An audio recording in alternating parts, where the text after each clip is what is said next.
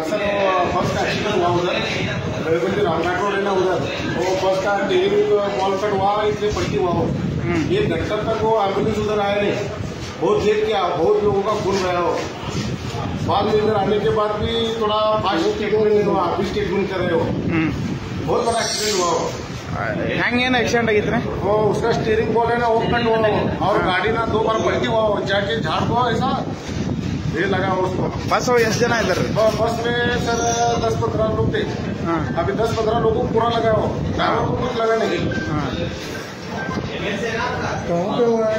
जिंदाड़ी road है ना, Ramghat road, हमारा उच्चगांव मंदिर उसके सामने आश्रय नगर के ऊपर। बस इसका पुजारी का प्रस्ताव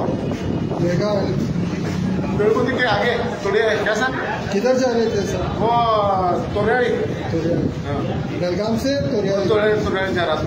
वो उसमें भी स्कूल पेशेंट, स्कूल की लड़की भी को उसको भी ज्यादा लगा है, उसको भी बहुत गिराक है। ನಿಮ್ಮ ಹೆಸರು? आपका नाम? मेरा नाम सागर सुंदर लाके, पंचायत मेंबर है बेलकनाड़ी।